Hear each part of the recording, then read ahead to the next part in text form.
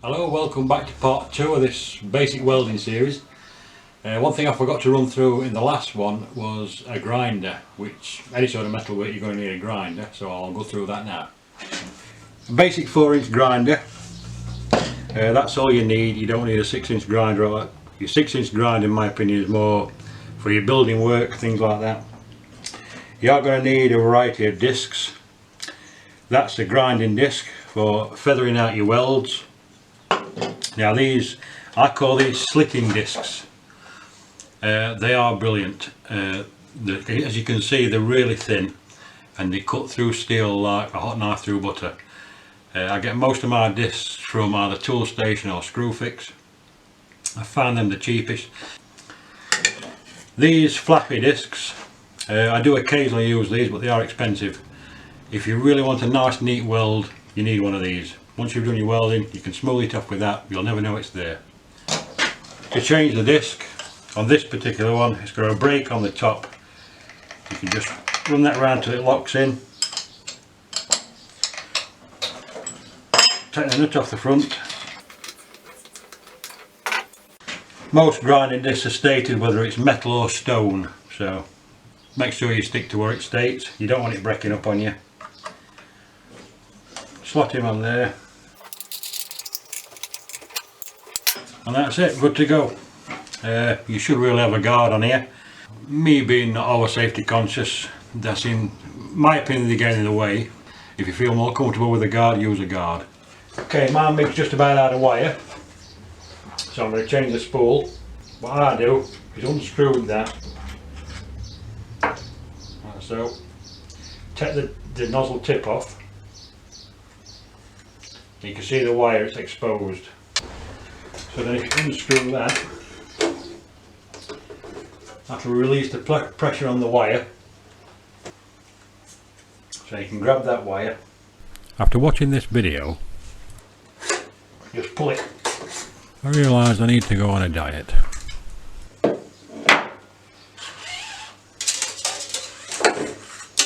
Unfortunately, that's the waste you get with a MIG. So when it comes to this, unscrew your spool. Should be a little spring on it just to give it a bit of tension. And you can chuck that away. On your new spool,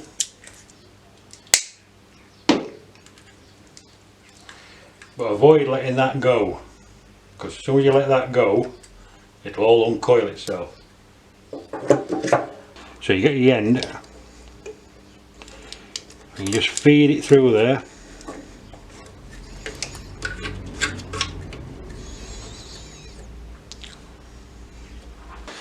Now on this drive motor there's a little groove and the wire needs to sit on there. You have to try and get it into that area there, like that.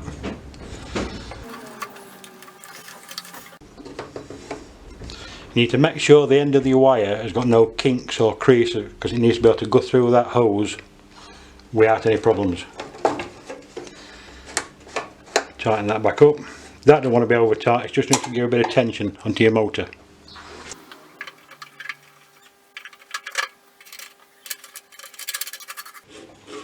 You don't want to over tighten that when you put it back on. It wants to be enough to be able to spin round. So then you plug it in, turn him on.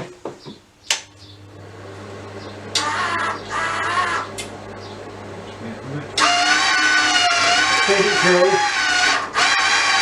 So it starts to come through this end.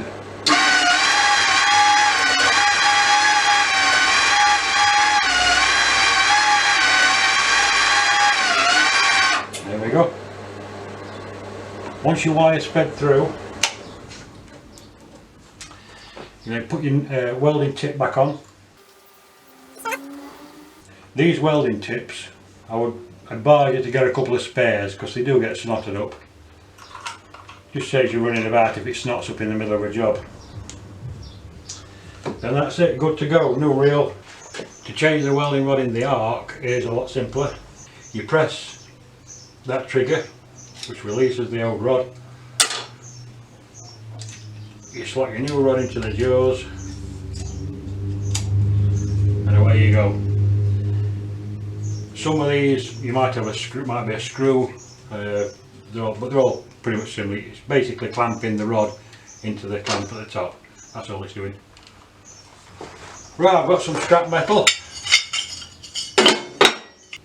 When you're starting out, to get some practice, don't try and weld anything that's thin. You want a minimum of, I would go for 2mm minimum. Anything that's really thin is hard to weld anyway. Even your experienced welders are going to blow through occasionally. So start with something thick till you know what you're doing. If you're thinking to yourself, I want to go out and buy a MIG so I can weld a car body up, it is hard. Welding car panels up, even an experienced welder is going to find it difficult. You know, to weld things that thin, it is hard. If it's got galvanising on it, that needs to be removed first. You can't weld onto galvanised. So you can grind that off, clean it up.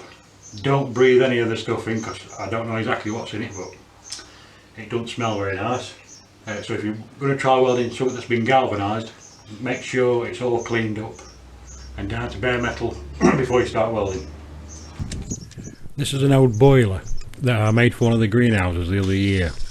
My idea didn't work out, so I thought I'd clean it up and just put some runs of weld on, so it gives you an idea on how to set things up.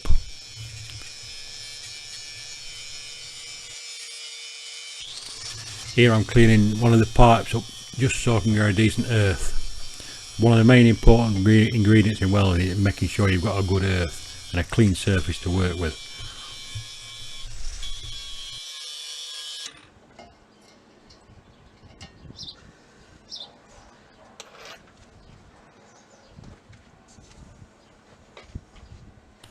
To start off with, I've got the welder on the lowest setting just to see where we're set. With the welder having presets, I'm now going to move it up to the medium setting, because the first setting wasn't doing anything. This plate must be thicker than what I thought, because that weren't doing anything either. So I'm going to move it up to the top setting on the welder. I've now got welder set on the top setting, which started to give me a bit of penetration. Just keeping my hand nice and smooth, keeping the torch at a slight angle so I can see the welding wire touching the metal through the mask, and then just pull the trigger.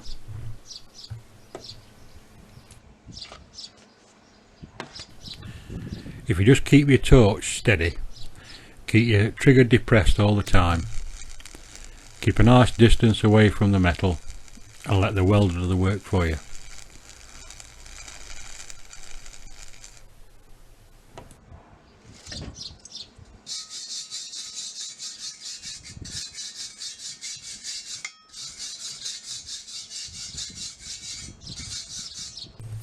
Okay, now we're going to have a go with the arc, clamping the earth on in the same way as the MIG.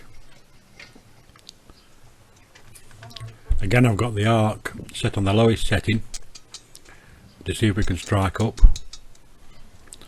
Obviously we can't, so I'm going to turn it up to about midway. Once I've turned it to midway, I'll try again.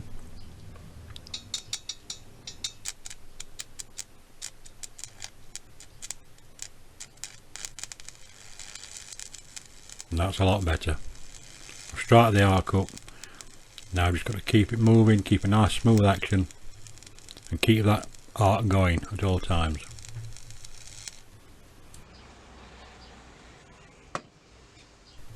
Although it's a nice neat weld, it hasn't really penetrated the steel. So I'm knocking the slag off just to see how it has penetrated. And then I'll turn the welder up a bit more. More voltage means more heat, which means more penetration. That's another advantage to the arc welder. You can adjust the voltage to exactly what you want. Whereas a preset MIG, you tend to be a little bit limited.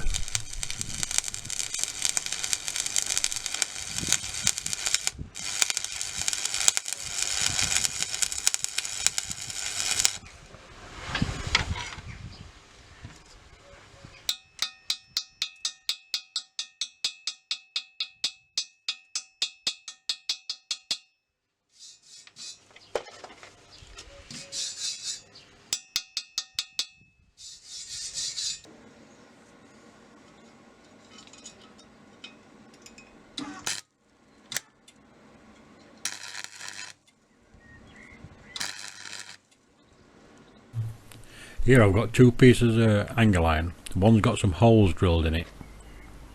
I just want to show you how easy it is to blow through when there's not much material there. I'm just tacking it on at either side. Tacking means you just put in a blob of weld just to hold the two pieces together, saves using clamps, etc.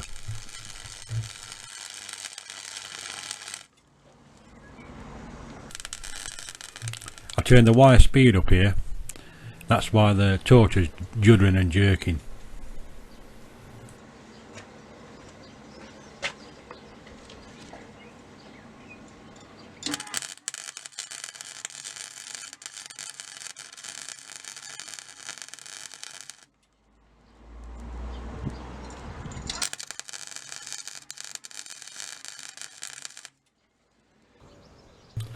Now we'll start with the arc. Just tap the end till you start with the arc. Once you get the arc going, try and keep it at an even distance away from the metal, and away you go.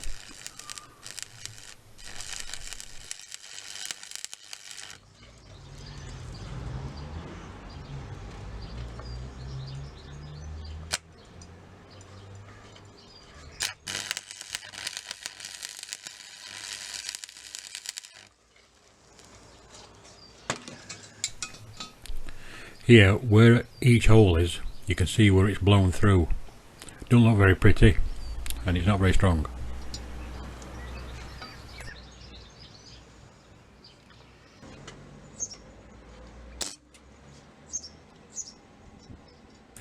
Here I've cleaned up two pieces of angle and clamped them together. I'm just going to put a tack on, a little blob of weld on either end. Two pieces of metal together like this is called butt jointing. Once I've tacked them, I can then start to put a run of weld down the seam. There seems to be a big debate on whether to pull or push your torch. In this piece I'm pulling away from the arc, and on the next piece I'm going to push. So you're welding towards the arc. I can't really see a difference. I do know if you push, it is a deeper weld, more penetration because you're getting more heat. But I think it's personal preference. Now with the arc, I always pull. I don't know if that's what you're supposed to do. I mean, I'm no expert. But I do find it the easiest to pull. If the rod starts to stick like it's done with me here, once it sticks, just twist so it breaks it off the steel. Just keep twisting.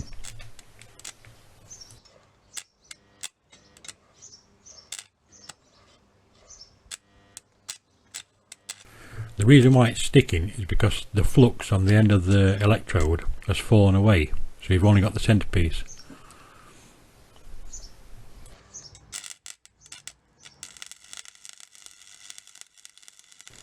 Once the centerpiece is burnt back to the same level as the flux on the outside, it'll crack up.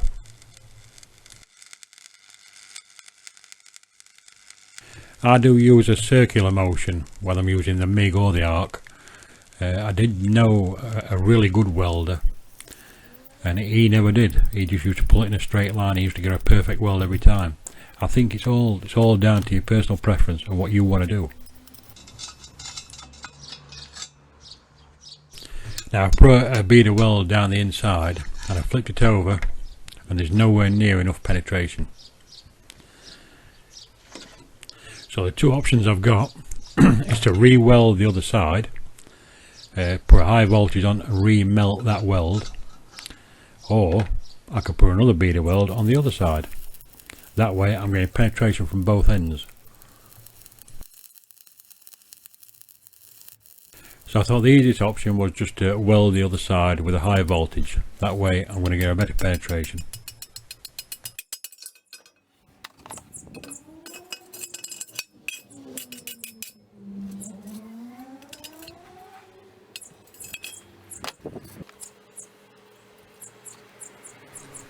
And do the same with the MIG.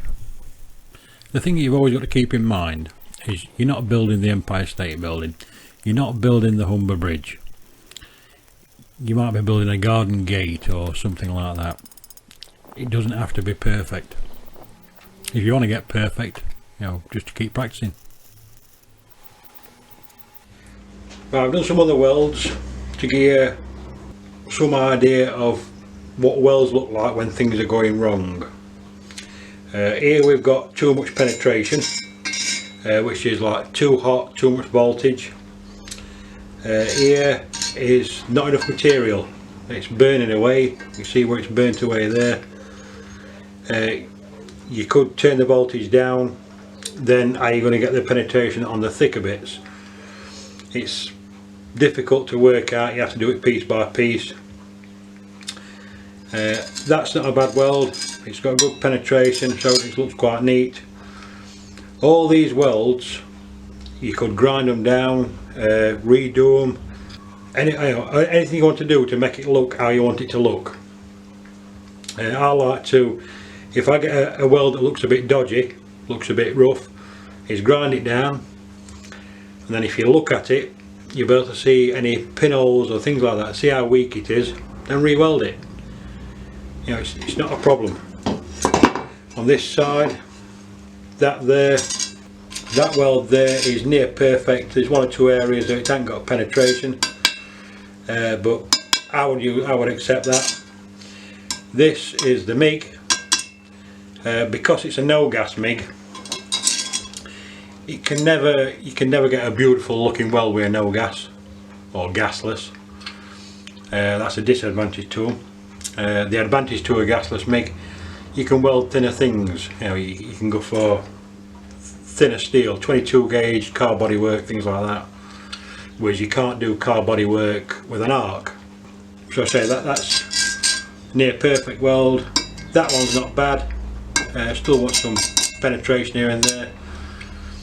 It's just a matter of playing, trying, keep trying different things. If you're not happy with it, these will grind down so you'll not know they're there, then you can start again. This is the old boiler I started with.